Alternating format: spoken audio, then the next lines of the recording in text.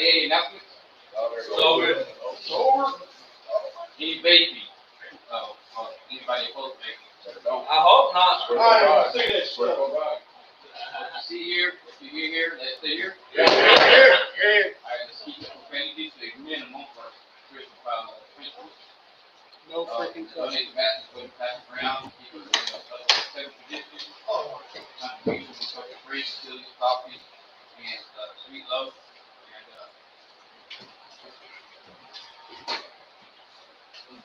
all right, I got somebody who really have work. Okay. Is it voting meeting? Come on. That's the voting What's up, guys? Ready to start?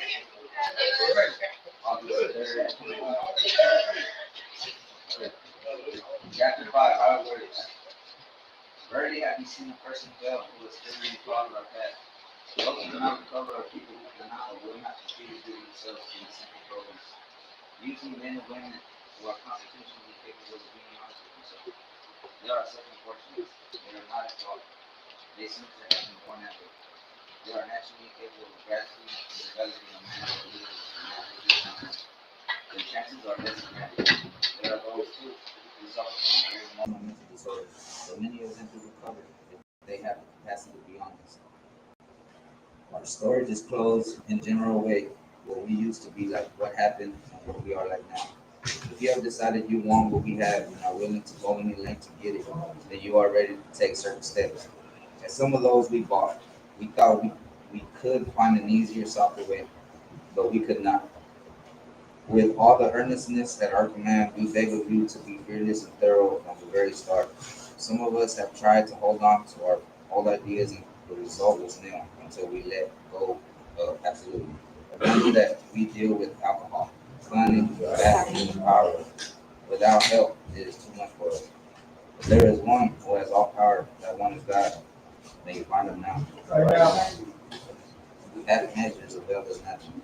We stood at the turning point. We asked for protection and care with complete abandon. Here are these steps we took, which are suggested as a program of recovery.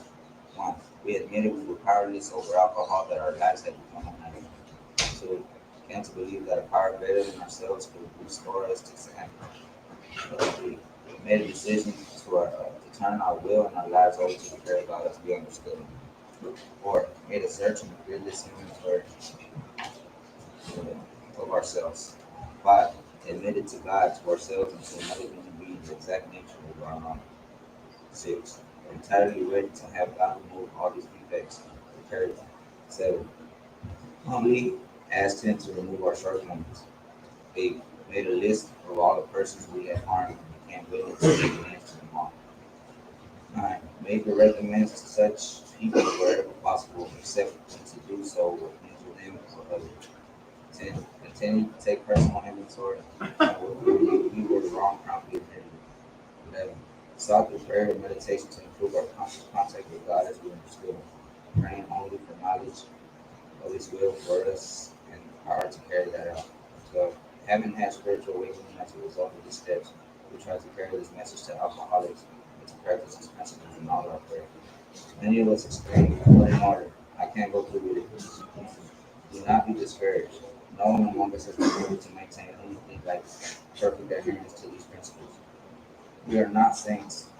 The point is that we are willing to grow along spiritual lines. The principles we have set down are guides to progress. We claim spiritual progress rather than spiritual perfection. Our description of the alcoholic, the chapter of the agnostic, and our personal adventures before and after make clear these pertinent ideas. 9. We were alcoholic and could not manage our own lives. C. That probably no human power could have relieved our alcoholism. C. That God could. Thank you, Lewis. Thank you. I've asked another friend to read the 12 traditions.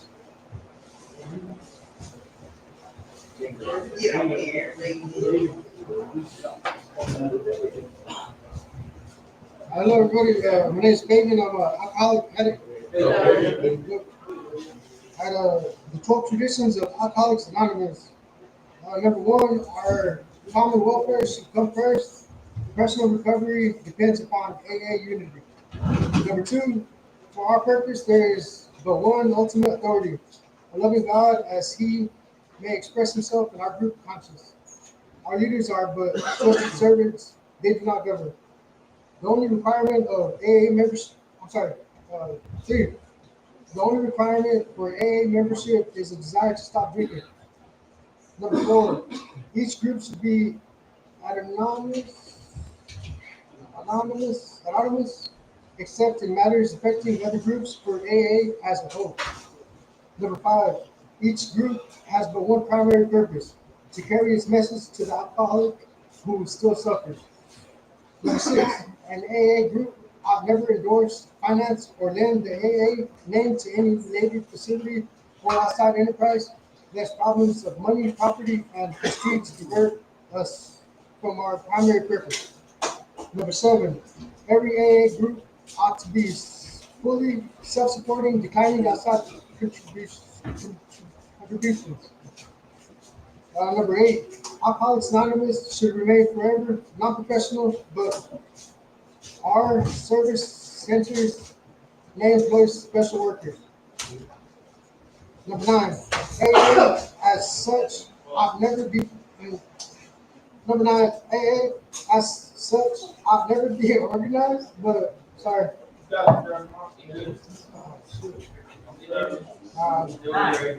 Number nine, AA as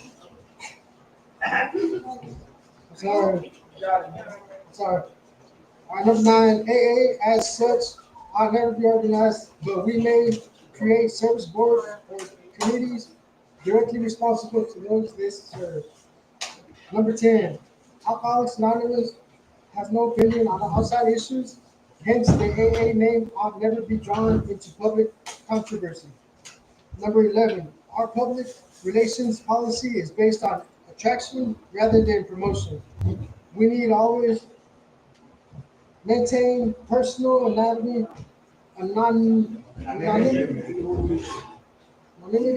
at the level of press, radio, and films. Number 12, anonymity is the spiritual foundation of all our traditions, ever reminding us to place principles before personality. Thank you. Sorry.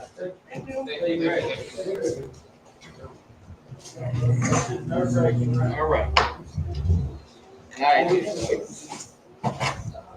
Chip night. So, on the chips, if you got anywhere from 0 to 30 days, come get a chip and share a little bit. You don't have to have exactly 30 days. Same thing with 60 days or 90 days. So, start out with tips. Instead of resolutions Friday, we have an outward symbol with the inward desire. You did a little OJT and it didn't work. You like to change the habits. You can pick up a desire chip. Anybody want a desire chip? Jesus?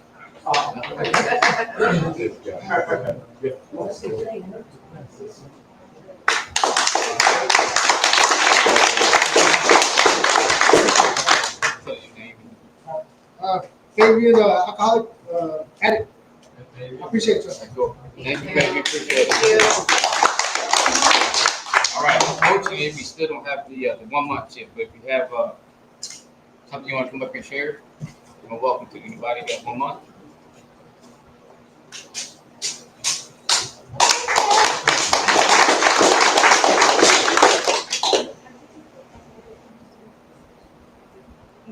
Who's going to share? Just trusting in God and by His grace and the meetings that He just placed them.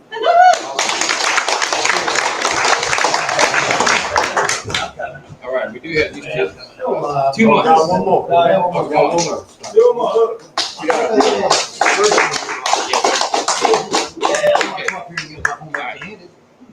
What is your date now? Next name? Dan, full-blown junkie. Been out here, this will be 4 weeks today. Wow. That's a good thing too, so I'm doing pretty good. Good job, buddy. Before I go on, let me do the desire chip. I know we do it again, but anybody want to come get a desire chip? Okay. We did 1 month. No more 1 month. All right, 2 months. Anybody who's got 2 months? Come up here and share it? No? All right. It's not just if you have 60 days. It's if you're in between 60 days and you've got some experience, strength, and hope that you want to share with the still suffering addict, go up here and say something. You know what I mean? Just anything. You know what I mean? All right. 3 months. Woo!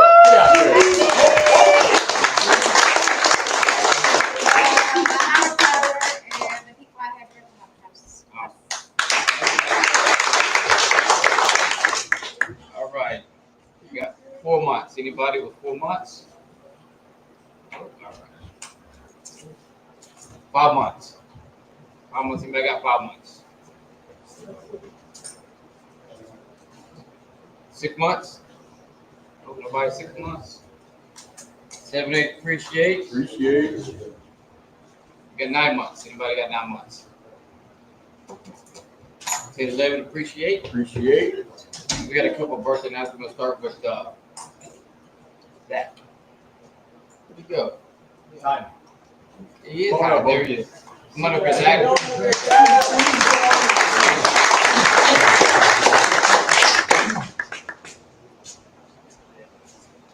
Okay, Zach.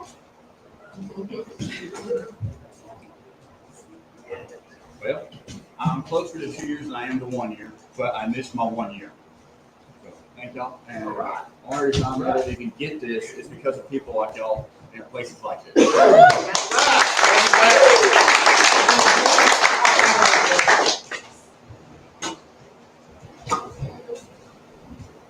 John's gonna give out Ron's chip.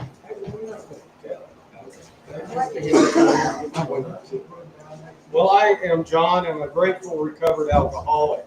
Hi, John. And I want to talk.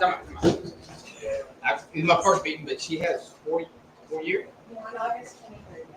August 23rd? Right. They want to skip you, brother. I want to share about somebody who is a shining example of recovery. And that is Ryan Barnes.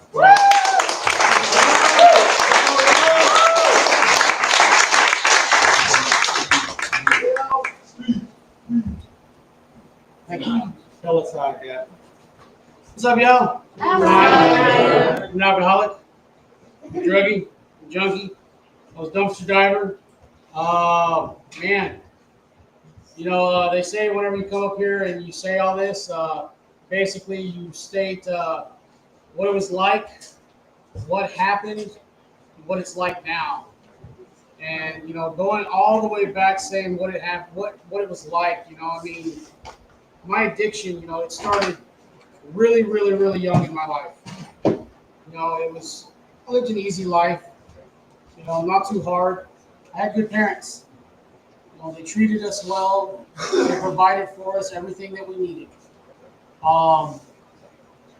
Probably too much, you know, but they tried to not give us too much freedom just to go out and roam and, you know, get into all the, you know, big bad troubles of the world, I guess you could say. So they did try to, you know, keep us guarded, you know, treat us well. But in doing that, they, in a way, allowed me to cause myself to want to seek these things out. You know, sit there watching on TV, seeing all these different commercials about all this different stuff. You know, there was all sorts of things that, you know, I wondered about the world, about how I could, you know, enjoy myself. And, you know, my addiction probably started with food, maybe with video games. But later on in life, eventually I got curious. And the first thing that I ever did was roll up a piece of printer paper and smoke it when I was 14 years old. Not kidding. And I did that a few times, actually. And then I realized that cigarettes were a real thing. I didn't realize that cigarettes were like something that you actually got in a pack and it had something inside it. That was just a tube you smoked. So, you know, eventually I started smoking real cigarettes, you know, and that's, you know, that was whenever, you know, I had been rubbing 2 sticks together and I finally lit the fire. And, you know, by the time I was 16, you know, I officially started, you know, using some form or faction of mood altering drug. And that progressed into high school, where one night I was on a play. I was in like a one-act play, and we went out of town. And we came back, and some guys had Gatorade bottles full of something, and they were like, "Hey, here, have some of this." And I had some of it, and I liked it. It tasted weird. It tasted funny, and so I had some of it. And I had some more of it. I had some more of it. And they were like, "Hey, come over and hang out with us afterwards." So I went over and hung out with them, talked my dad into letting me spend the night. They had a big old giant tank of something there too, and a couple pipes of something there too. And so I tried a few things for the first time, and it was off to the races after that. And it's really kind of a blur after that, from the time I was 16 on until the time I was 33. I went to jail the first time when I was 17 for street racing in a Saturn. I was just, I kid you not. I was just doing all the wrong things, but just barely doing the wrong things. Luckily, I didn't get in too bad of trouble, too hard, too fast, and I was able to, I guess you could say by the grace of God, hold back. I was 18 whenever I got my first drug charge. That was out of town. That was probably one of the scariest things that I ever went through. And God tried to tell me not to go, because the day before I was supposed to go with a friend in their car got totaled, and those two people lived without a scratch. We were like, "Oh, okay, we'll just take my car." That same Saturday, I went through so many things in that Saturday. It drug me almost all the way to hell. Went out of town and smoked all the way there, and got there and ran a red light that I thought was a yellow light one late night, trying to go pick up somebody else so they could come back and hang out in the jacuzzi, and spent the night in a jail cell. Second time I had ever been to jail, and I was in there for like 3 days or something like that. But then, me and my dad, we had to go back 3 months later to this county that I had never been to before, except for that one instance, Marble Falls, Texas. And that was probably one of the best bonding experiences I ever had with my father, because he showed me that he cared and that he understood that he had caused some of that because of all the war stories, all the glorification, all the romanticization that he had done in his past, or in my life about his past. All the stuff that he had done back in his past, and whenever he was in the military, all the crazy things that he had done, drinking and using, and he really kind of laid it out for me about how he wanted me to be better than he had ever been. And I didn't really take it to heart then, but I did go dry for a year then, from 18 to 19. I quit cold turkey, and I was dry for an entire year. And then on 5/20, that was 4/20, 2008, and then 5/20, 2009, back at the races. And like they say, whenever you stop, it's not like whenever you start back up, you kind of pick up where you left off. That mountain kind of keeps building up, and so the weight's heavier. You built up this complex in your mind that you're more capable of dealing with the inebriation, and so you use just as much or more and get even more inebriated than you were before, because you're not capable of dealing with it anymore. And I went off the deep end slightly, and so that was right before I started to develop serious mental disorders. In about 2010, me and the mother of my child moved in together, and I was the type of person that I wanted to be, the one in the limelight. I wanted to save people, and I wanted to make people feel important. I wanted to make myself feel important, and I would use people to make myself feel important. And if they didn't get to feel important in the process, well, if I got to feel important, that's how I was then. Thankfully, I don't live that way anymore. But that's kind of what happened because I found out a few things about the mother of my child's past, and that made me snap inside my head, and I closed down, and I realized how the world can be. And I locked myself in a house for a year, and I used and I used and I used and I used. Luckily, at this point, I wasn't using anything that was a controlled substance at the time, but I was using some substances that were very, very mind altering, very mood altering. And I was on top of that trying to use psychiatric help to help modify my mood, but I wasn't really by any means using that appropriately because I was abusing it because I was self-medicating at the same time. And so I spent a year locked in a house, not working, not leaving the house. I did not leave the house for a year almost. And I don't know what happened, but eventually one day I got tired of the fights. I got tired of the frustration, and I was like, okay, I got to go do something. And I got out of the house, and I just started walking around, and I went back to an old job that I had, and I was like, hey, I got to get a job. And something just came upon me that I had to get back to it. I had to get back to it. And I think that was really the first time that God made a heavy attempt to intercede in my path, to really kind of push me. And it helps and it works because, whenever a sovereign will comes into our lives, there's no saying no to that. That's how it's going to work, And so, skip ahead a few little bit. Me and the mother of my child, we're still living together. We live together on and off, and we have a bunch of, we both have our own emotional problems. We're both self-medicating. I'm the only one that's actually trying haphazardly to medicate according to how a psychiatrist says I should. And we have a child. This was, as of now, about 11 and a half years ago. And thank God CPS got involved in our lives. Because if they hadn't, my daughter, I don't know how terrible her life would be. But I do know that I wasn't fit to be a father at the time. And I didn't realize it. I didn't realize it at all. Like, whenever they took my daughter, it's like almost like another time God kind of stepped in and was like, hold back. So I did. I let her go because I knew she was going to a good place. They took her to my parents' house, and they let the mother of my child go with her.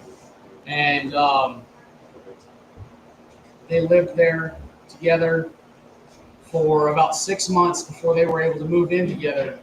And I was non-existent in her life for the first 4 years, totally. I was working, I was using, started to use heavier.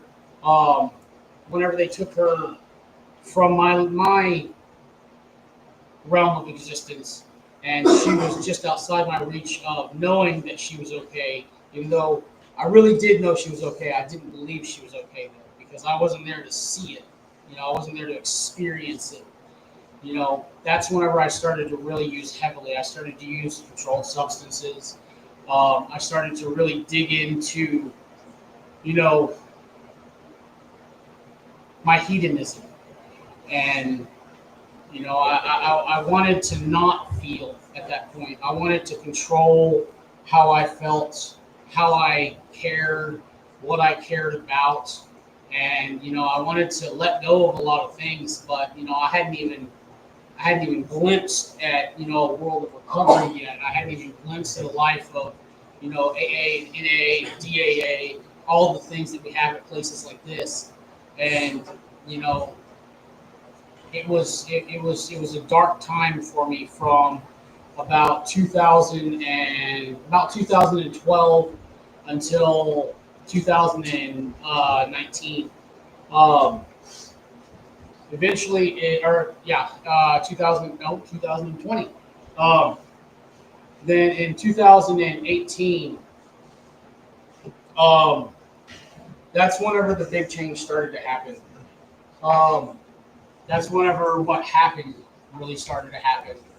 I saw something about homeless people, and that's why I have, a love for people that are indigent.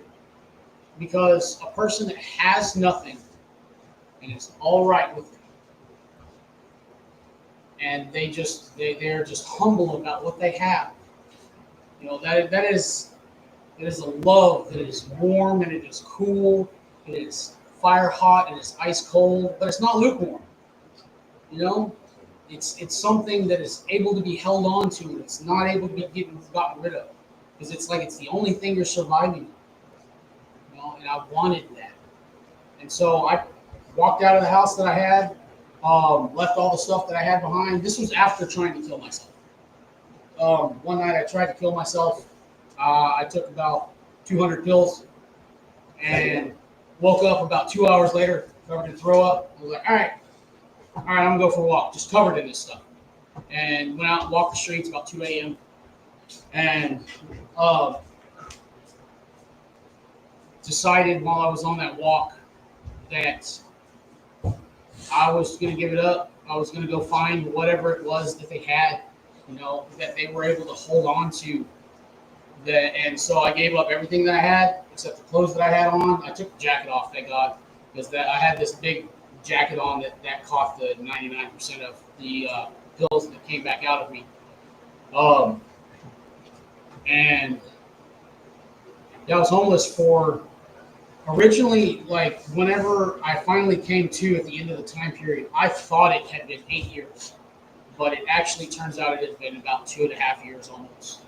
I don't know how I got lost in time at that, but that it was 2.5 years, and like I had gotten completely lost in, living on, quarters and dimes and nickels and dollar bills that people would give me at Dollar General, and instead of, for the most part, for the majority of the time, using that money just to survive on, I would still use that money to use. And I wanted this that these people had, but I didn't wholeheartedly seek it. So it took me 2.5 years to find it. If I had gone and sought what I had been looking for, I don't believe that it would have taken me that long to actually find it. But I also believe that I was intended to find what I found when I found it. It's weird how the world works, and it's a great mystery, and I respect it for being what it is. So 2.5 years of walking around on the streets, and then the big part about what happened was on 8/14 of 2020. I had just bought a bag of dope. I had just bought a bag of weed. It was about 3 a.m. or something, and I walked across the highway. I had money in my pocket. I had food in my stomach. I was high, and I walked across the highway to go get more money so I could get more of whatever that I didn't need. And God was like, whoa, whoa, whoa, whoa, whoa, okay. And so he let me slip. I had been running this, little dance for 2.5 years, and God finally got sick of it. And I really feel. And then, I feel like this was the first time, looking back, that I really honestly performed step 3. We made a decision to turn our will and our life over to the care of God as we understand it. Step 3, I did something to mess with somebody and frustrate somebody, and cops got called, and I go run back to a car, or I go run back towards the building whenever the cops are there, and I probably took like 3 steps, and the cops looking at me, and I just hear him say, "You don't run." Like, because obviously I don't run. I don't know if any of y'all have ever seen me run, but even whenever I was, 100 pounds lighter than I am now in my, emaciated state, I don't run, And the cop, like, he knew that just by watching me take 3 steps. And I was like, yeah, you're right. And so I stopped. I laid on the ground. This same dude comes and like Superman jumps on me and punches me in the side. And I was like, all right, whatever. I'll take it. And so I went to jail, and I went to trustee camp, and I just started working. And one day it was, I'm going to get out, I'm going to get sober. One day it was, I'm going to get out, and I'm going to start, go right back to it. Just back and forth, back and forth, back and forth. But I was just focusing on working, trying to not focus on that battle.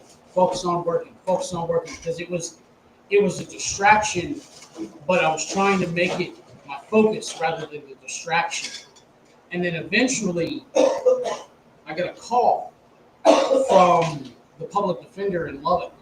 He was like, hey, look, we want you to leave town. I want you to get out of this town. I want you to never come back the way you are right now. And I was like, what do you mean? Like, we want you to go to San Angelo. We want you to go to Journey Recovery Center. Like, I'm in. End of story. I closed that book and I opened a new chapter, like right in that second. And I left 20 days later, went to Journey, completed the program. But this whole time, you got to understand, I still had mental disorders that I was battling, and the unfortunate thing is that unless you seek counsel for mental disorder, everywhere you go, whenever you go to a new place, you won't necessarily be getting the right medicine. Because I went years ago, and the public defender had those records, and he used those records to be able to get me some medication to send with me to Journey. This was stuff I hadn't taken in 8 years, but I was forced to take them because it was like either that or you don't go to Journey. And that was very unfortunate. But I was like, you know what? If I submit to this, I can get sober. And so I did. And I took my medication, and it was uncomfortable. But I was able to think. I was clear-minded. It cleared my mind. All this weird, strange thought. It didn't make me feel good. It didn't. It didn't make me feel the way I wanted to feel. It didn't make me feel high and, all touchy-feely, and I can see all the pretty lights. It never does that. It never will. But it made me think right. It made me able to slow my mind down. It made me able to hear people and talk to them and incorporate what they were saying and spit something back out of them eventually, because I was able to sit there and I was able to adjust to this medication over time. And, thankfully I had a place where I was able to do that, and I did that. And then I went to the Williams house, and I had gotten used to that medication, but I needed to adjust my medication. And so I had forgotten that I needed to adjust my medication because I had just gotten in this habit, and I had been in this habit of use what I have, use what I have, use what I have. And so I eventually got kicked out of the Williams house because of my aggression. And that's whenever I got a call from Chris Hopper, and he was like, hey, get in the truck. And so I got in the truck, and I came out here. That was almost 3.5 years ago, almost 4 years ago, a little bit over 3.5 years ago. And, for the past 3.5 years, I've been working and growing and struggling and suffering and fighting inside myself against things that I know that I'm supposed to fight the right way, the way I'm supposed to fight. Not with my hands, not with aggression, not with frustration, but with a lot of letting go, with learning patience, with learning love, with the intent to suffer properly and knowing that I don't have to be stuck in the suffering, because suffering is meant to be for a certain amount of time, because there's lessons in that. I've learned so much because I've allowed myself to be put through so much by so many. That's why I've been able to grow. That's why I've been able to become who I am, where I am. Like John said, be a shining light. You know, that's why my recovery, that's why this has a 5 on it. Because I've gone 5 years, one day at a time, realizing that every single day counts. Every single interaction with every single person makes a difference. You know, and each one after the other, you know, even though they're their own interactions, they're all going to make a difference for the ones to follow. And so, you know, I've done everything I can to grow and grow and grow and have people grow with me and let people grow with me. And see y'all here grow with me. Now here I am.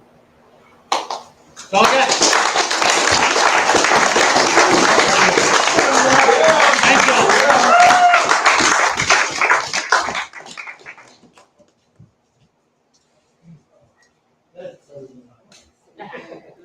Thank Thank you, Ron.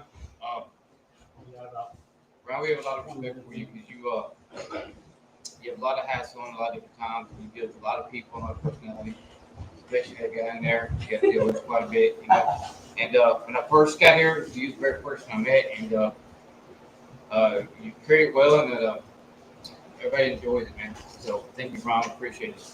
Yeah, y'all. Give him another hand.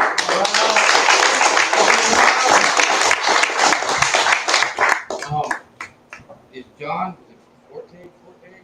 Did I say that? Is he here? Yeah.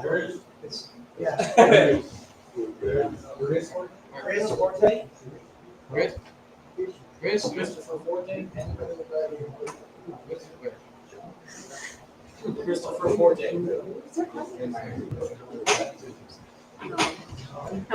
What are you asking for? Oh, okay. No. If Chris is here, Okay. if you want to get up here and share, because it's birthday. No, I thought that was for. So it's belly button birthdays. Oh, okay.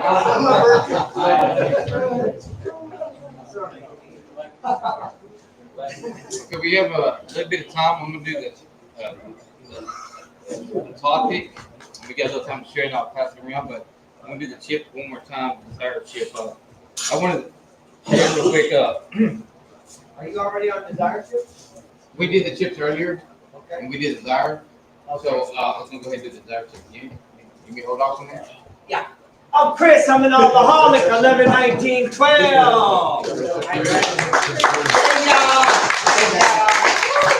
is the birthday night at the Hopper House. It seems like we have some issues. Let me just ask everybody in here: are you glad you're in recovery today? Yeah. Are you clean and sober today? Yeah. Can we get a heck yeah? Here's the thing: is that I want you to be Michael. Are you okay? Ryan Barnes, please take him out here and let's talk to him about if he's okay, and if not, if he can get some rest and what we need to do, okay? All right, so what I want to explain to y'all is that if you're celebrating any clean time at all, this is a birthday night.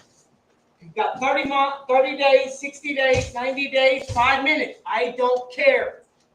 We want to hear your experience, strength, and hope and how you got that 5 minutes, okay? That's going to help someone else. I'm going to tell you what a good old friend of mine, he wouldn't care if I used his name neither, good old Ron Roy.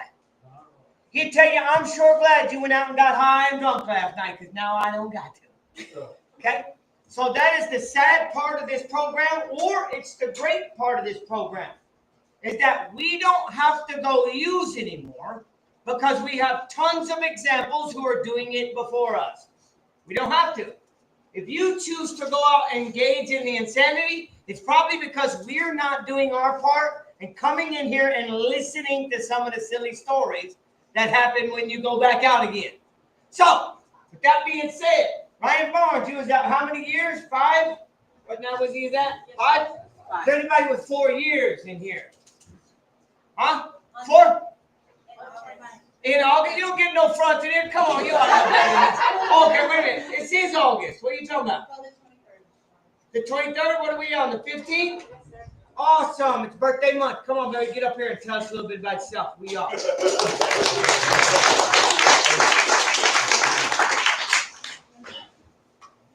Talk with your mouth full. Spit all over.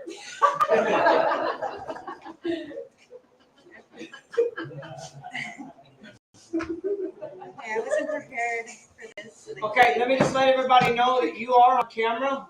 We do camera on Friday nights. If you don't want to be on camera, you can step outside the tape because it is an anonymous program. You're making a decision to be on Facebook Live when you step in front of the camera, okay? Just so you know. My name's Angela. Hi, Angela. Hey, Angela. Alcoholic, more addict than alcoholic. Hey, yeah. So what it was like for me, my addiction started when I was about 14. A lot of drinking before school. Then I went to meth. I don't know if I'm allowed to say that. We're not, we are, I don't know. Messed around with that a little bit, and then I left it alone until I was about 17. And then I dove in head first. Got in trouble by the time I was 20, but got off real easy with a deferred sentence. Went on the run for 5 years after that. Had a daughter. She was 8 months old. I went back. This was in Arizona. I went back to Arizona, did a little bit of time. By a little bit, I mean 63 days. So still a slap on the, literally. So got out. I did okay for about 2 more years, and then I'm real nervous. Sorry. And then I was married to my first daughter's father, and I fell off again.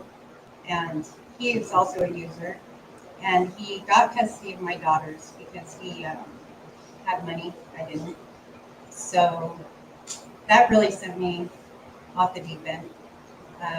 I was homeless in Albuquerque after that because I didn't want to go home anymore because I wasn't home without my angels anymore. Sorry, I don't really talk about this stuff. It's okay.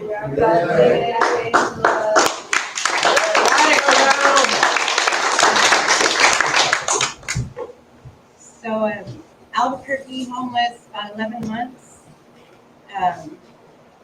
I really wanted to kill myself initially, but I had a close friend that told me my daughters would think that I gave up on them if I did that. So instead, I chose to live life every day, just hoping I wouldn't make it to the end of the day. A lot of stolen motorcycles, just hanging out with all the wrong people. I don't know. God had been right there with me. Otherwise, I wouldn't be here. I really have no idea how I'm still alive. But a guy that I used to, he would boost, and I would drive up and pick him up when he would come out of the store. And one day he told me, because I was complaining my car had been stolen, I got my car back, but all my kids' Christmas gifts and stuff were taken. And I was complaining about it, and he told me that I needed to count my blessings.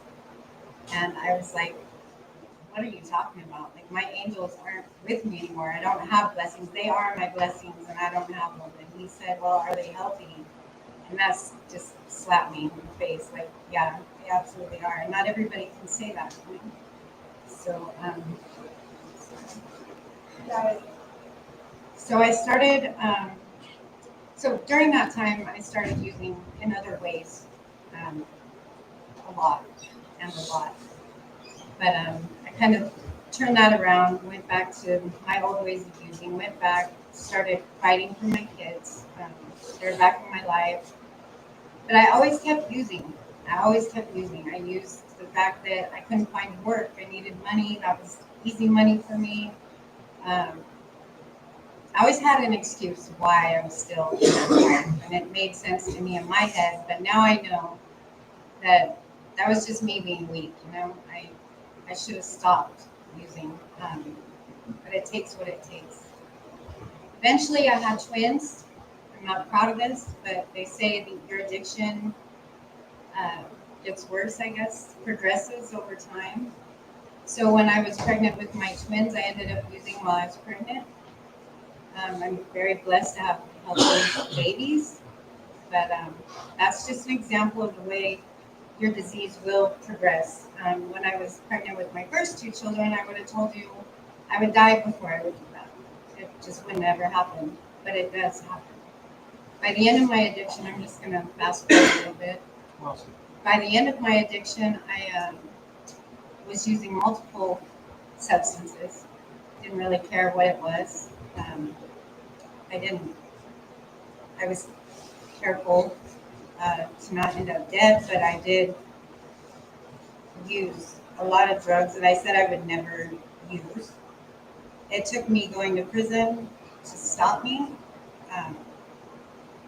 I'm thankful I ended up sitting there for 4 years, because had I got out any sooner, I don't know that I would have chose to get out and change my people, places, and things. I may have gone right back home.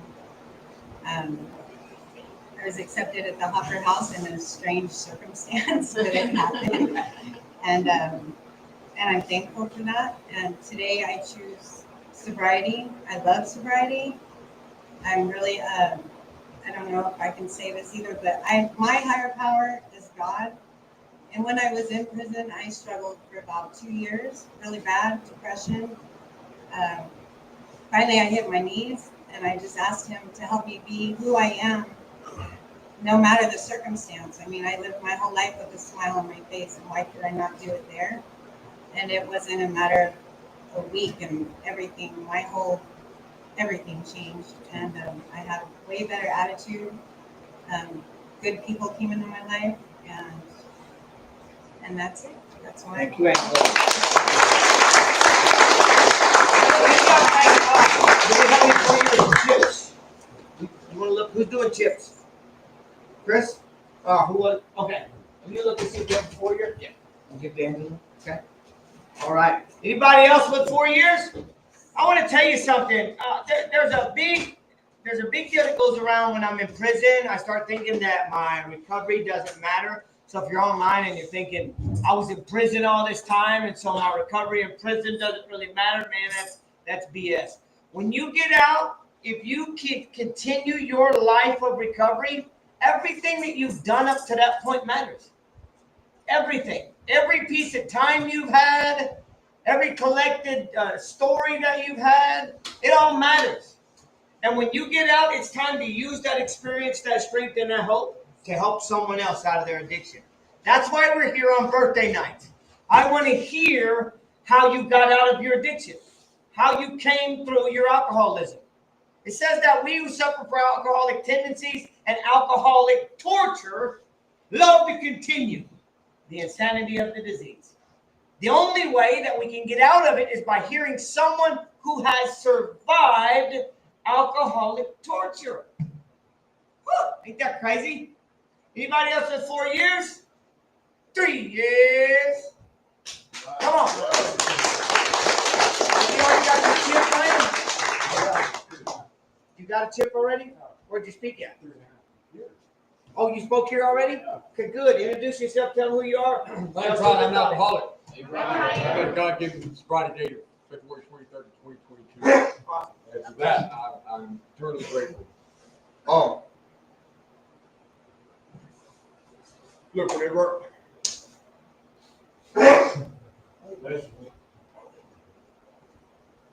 I got arrested, I was homeless. I was eating out of dumpsters, shooting methamphetamines and heroin. I weighed 138 pounds when I got arrested. I was 6'3". That's not okay. That's not okay. And I know for me, no, I'm just speaking me. I know for me, my sobriety always starts with the prison sentence. I've said it to 1,000 people. And it sucks that it's that way for me, but that's the way it is. That's the way it is. I've been in penitentiary 3 times. I just got out the 4th of July last year.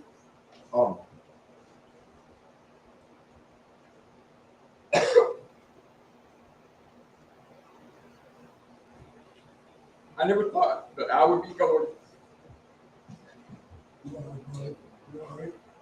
got this.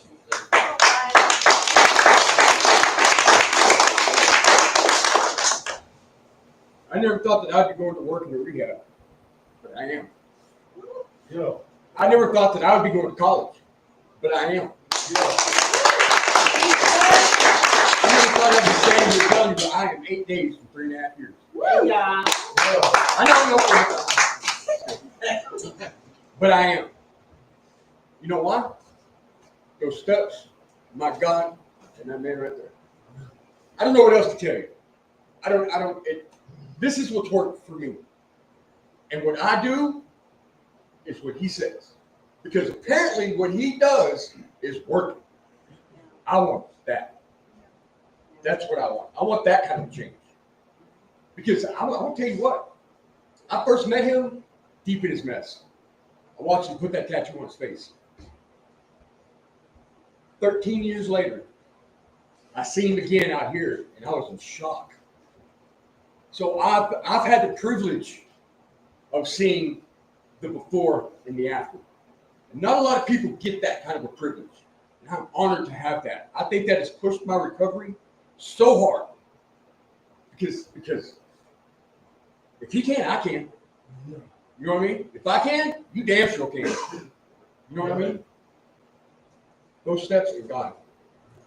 And you know what? You know what's so amazing about this place? This is what's amazing. This is what made it stick for me. All right? There is no gimmies here. There's no gimmies. What it is, Chris, this is what I need. Okay? This is how you do it. There it is. Take off. Work for it. You know what I'm saying? That's what makes it so much more for me. Everything I have, I cherish because I work for it. You know what I mean? I've never had that before. Never had that before. And I just, the English language does not possess the words to explain the gratitude that I had for that program. Chris Hoffman.